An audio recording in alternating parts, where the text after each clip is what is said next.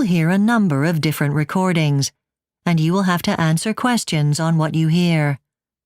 There will be time for you to read the instructions and questions, and you will have a chance to check your work. All the recordings will be played once only. The test is in 4 parts. Write all your answers in the listening question booklet. At the end of the test, you will be given 10 minutes to transfer your answers to an answer sheet. Now turn to Part 1. Part 1. You will hear a school principal talking to a teacher who is going to organize an art competition. First, you have some time to look at questions 1 to 4.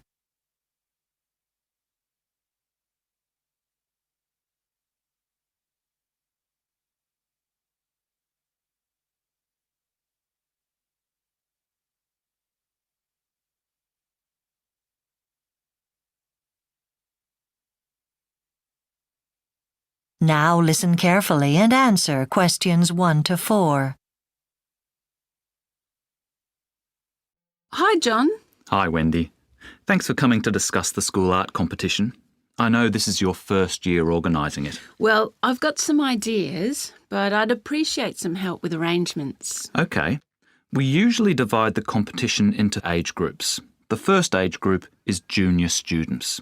I'll just note that down. Last year, we went with a theme of family. That worked very well. Yes, something simple is best for young children, I think. How about animals this year? Sounds good. And for the type of art, last year children in the junior age group created a drawing. Shall we stick with that? Yes. And for the prize, I heard last year we gave cinema tickets to the winner. Is that right? Yes. But, you know, it might be nice to give the winners tickets to the zoo this time. Good idea. OK. Finally, for the senior students, we also have to think of a theme. I've got a couple of ideas. One is the future. I'm not quite sure how students might approach that theme. It could be tricky. My other idea was the city. What do you think? Good. Students could get some really interesting images with that theme. And for the type of art, I think a photograph would work well. Great idea. And as a prize, one of our sponsors is willing to donate a voucher that the winner can spend on travel. Fantastic. They can find inspiration for their next artworks. Before you hear the rest of the conversation, you have some time to look at questions 5 to 10.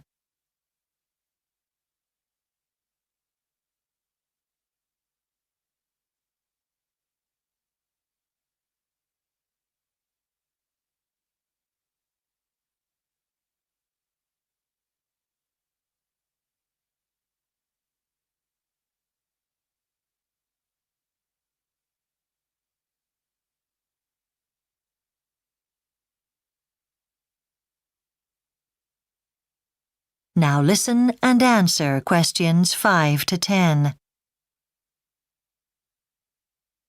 Now, let's discuss some further details of the competition. Sure.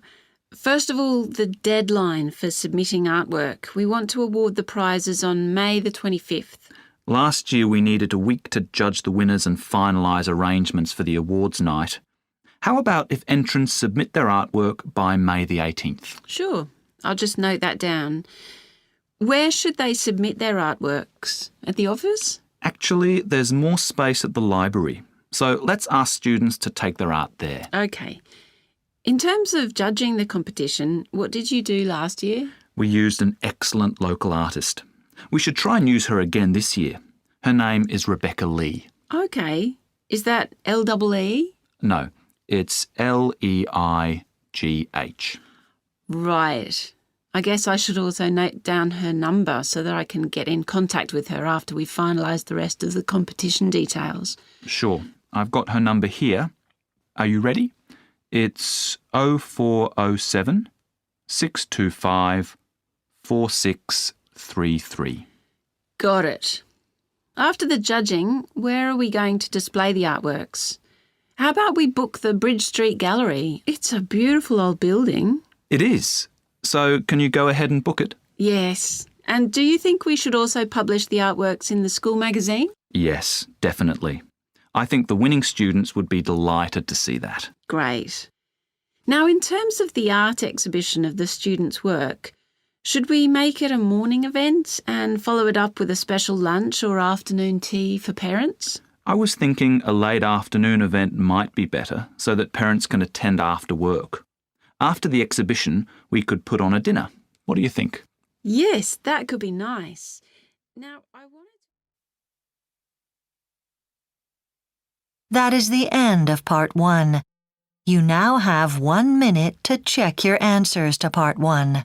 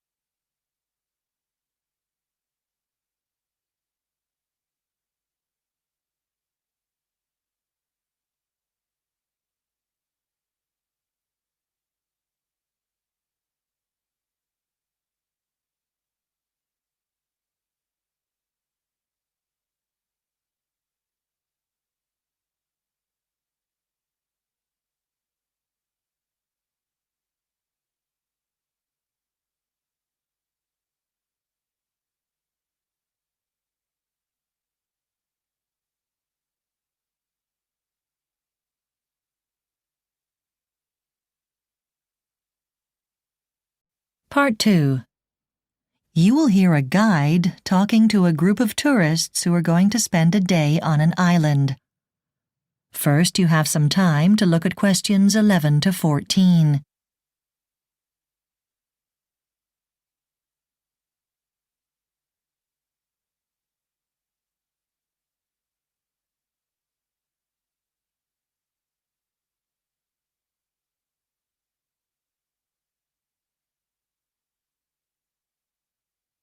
Now listen carefully and answer questions 11 to 14. Well, morning everyone. Welcome to Palm Island. First, I'll run through the plan for the day. So, the idea is that in the morning you'll go for a walk. There are actually a number of different walks on the island, so I'll describe each one and then you can choose. So there's the boundary walk. This is one of the longer walks and it will appeal especially to people who love the coastline.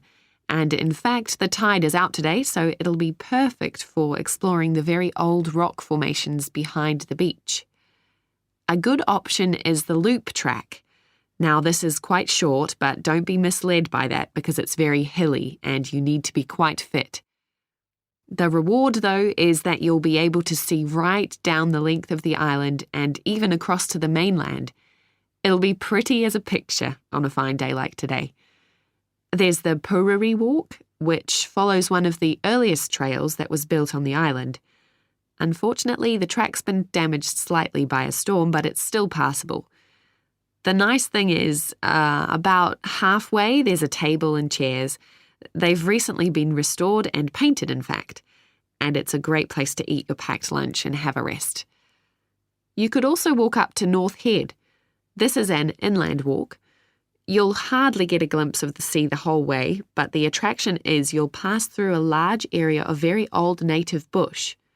The number of birds is amazing, including several rare species. You'll find some are quite tame, but please don't give them any food. Before you hear the rest of the talk, you have some time to look at questions 15 to 20.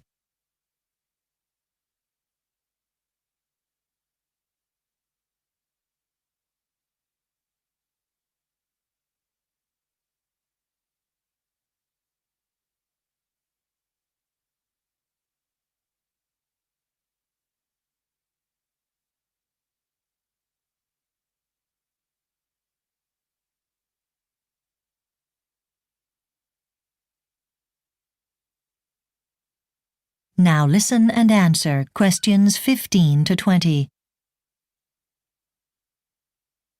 Okay, well, after your walk, the bus will take you to the regional park where you can relax for a couple of hours before going home.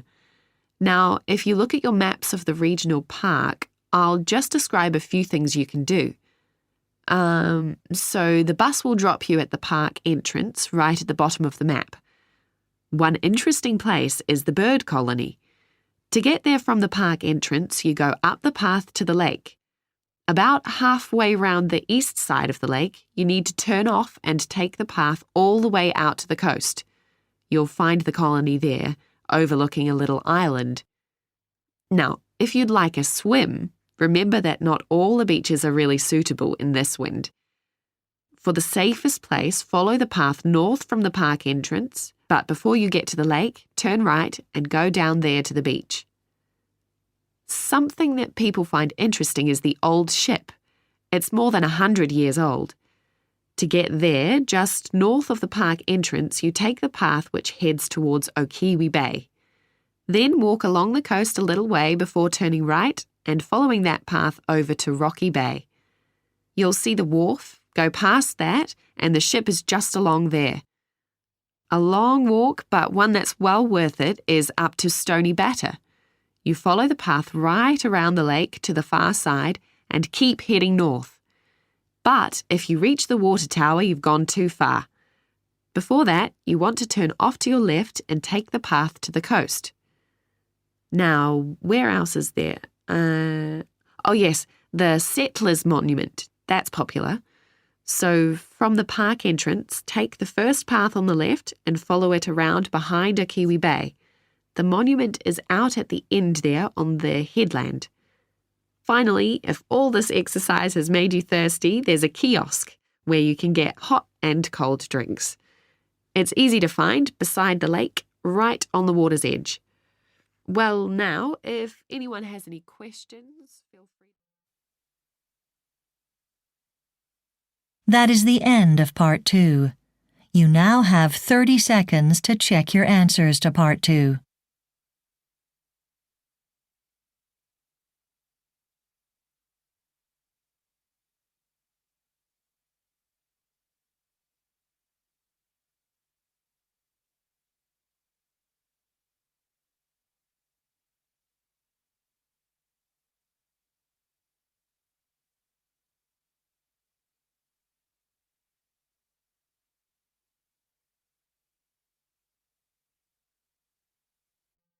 Part 3. You will hear two music students discussing the results of a survey they have done. First, you have some time to look at questions 21 to 26.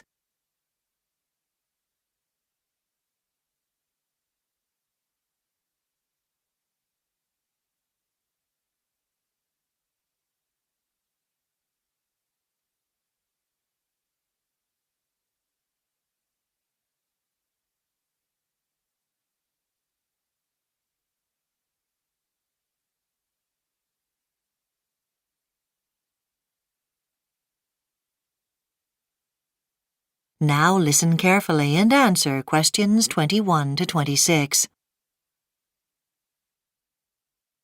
So, Gareth, we need to organise the findings from our survey on music students for the final presentation. Yes, Lorna. I think we've got some very interesting results. Obviously, we need to start by saying that we interviewed all the third-year students doing a music degree and state the objective of our research project, that is, to find out about their attitudes to performing.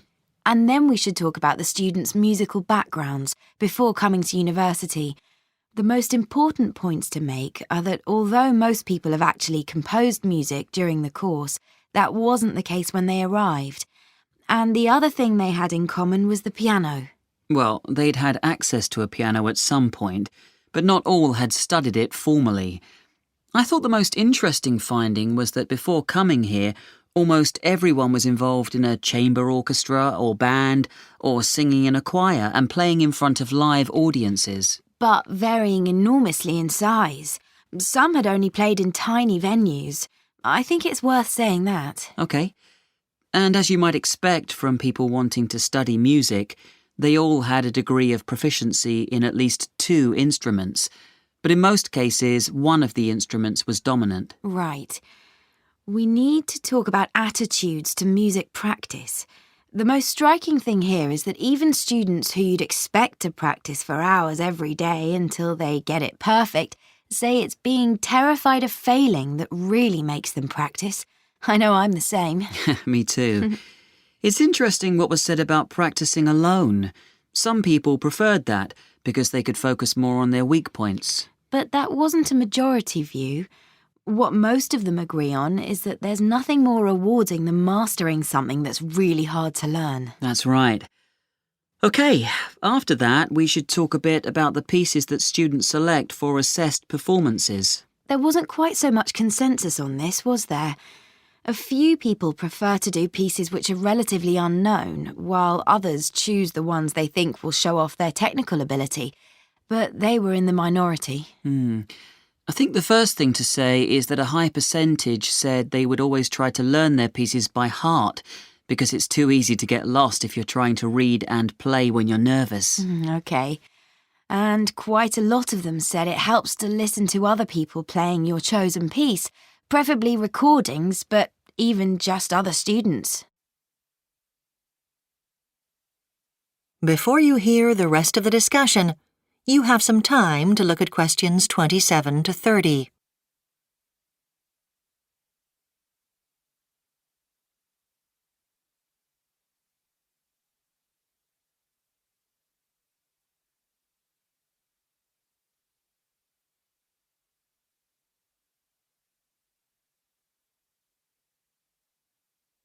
Now listen and answer questions 27 to 30. So finally, we need to look at the findings for students' attitudes to performing. We should point out that this includes informal and formal public performances as well as assessed ones. Yes, that's important. I expected to find that performing solo would make students very nervous, but in fact that isn't the case. They do find it hugely challenging to start with, but they appreciate the challenge and find it stimulating. Right. I was surprised by what students said about deciding which pieces to perform. I thought they'd all say this was easy. For me, it's always been quite straightforward. Which pieces do I like best? And which pieces can I play well? And my repertoire is quite limited anyway. But the most commonly cited answer was that it took them ages to make their minds up. I suppose it's because there are so many factors involved. You need to consider your audience, the venue, the time available to learn the piece, especially if it's complicated. You need to think about all these things, and you can't do that in a hurry. That's true. Then there's performing with musicians from a different genre, like a classical musician playing with a jazz group. That can really be fun. But most of the music students had never even considered it. Right. For performing with musicians who play the same instrument, almost everyone put the same thing. Yes, they all said it was incredibly helpful, and not at all intimidating, which says a lot for the department's ethos. Yes, that's a good point. OK, what I think we should sort out now. That is the end of Part 3. You now have 30 seconds to check your answers to Part 3.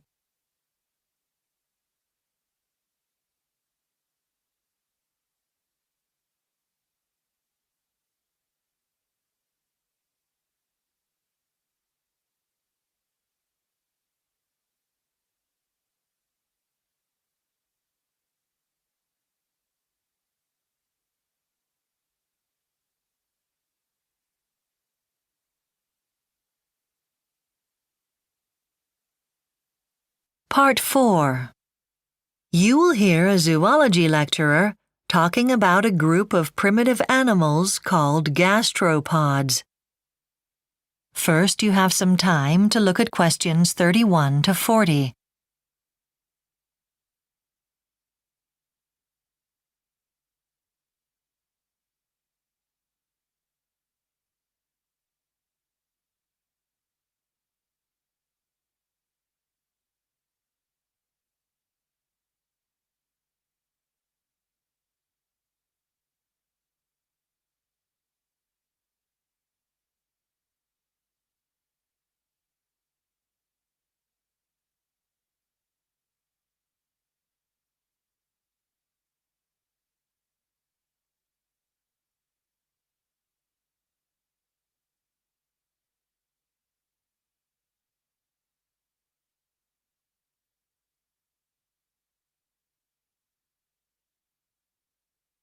Now listen carefully and answer questions 31 to 40.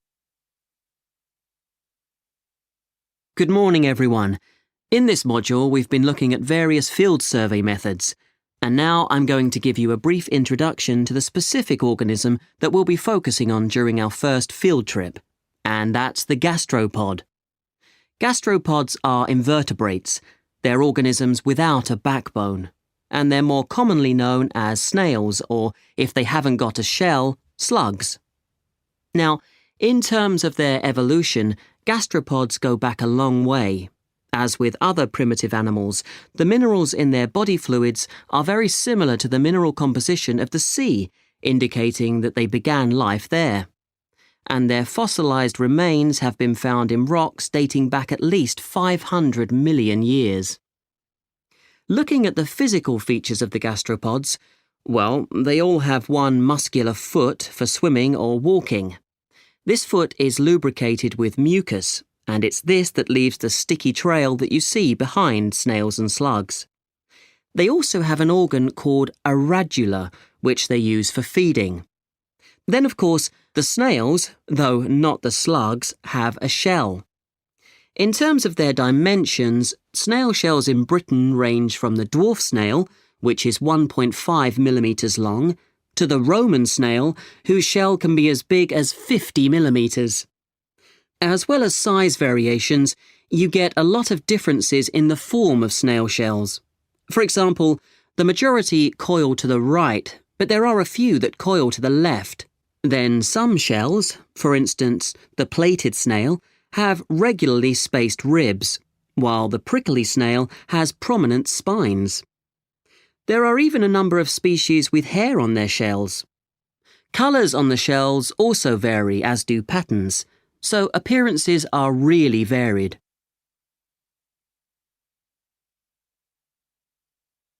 Okay, let's turn now to feeding habits. Most of you who are gardeners will know to your cost that some gastropods eat healthy plants. But you may not realise that these are the minority. Most species feed on rotting plants, or they eat fungi and algae. Some species eat dead animals, and there are some that are actually carnivorous. They prey on live animals. For example, the shield slug feeds on worms. And apart from their own feeding habits, I should point out that gastropods themselves have plenty of predators. Birds and frogs are the main ones. But there's even an entire family of flies that have specialised in preying on gastropods. And of course, last but not least, I should mention human predators. It was the Romans who probably first introduced edible snails into Britain during the 1st century, and they are still eaten today. In fact, the collection of wild snails for cooking has caused local extinctions of one species, which is also under threat internationally. So there are lots of predators, but to protect themselves, gastropods have often developed special defences. I'll just give you one example. The glutinous snail avoids predators by folding its mantle over its shell and turning itself into a very slippery blob of jelly. Well, turning now to gastropod habitats, most species like dampness and shade. In general, both very hot and very cold weather is bad for gastropods, but dry conditions are the least favourable. Snails cope with this by withdrawing into their shells, and often they form a thick film of mucus over the mouth of their shell to minimise loss of water.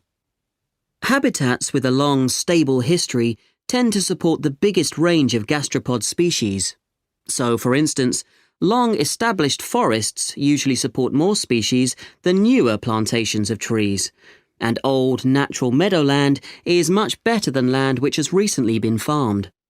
And there is a small number of highly specialised species that live in unusual habitats. For instance, the blind snail spends its whole life buried under the ground.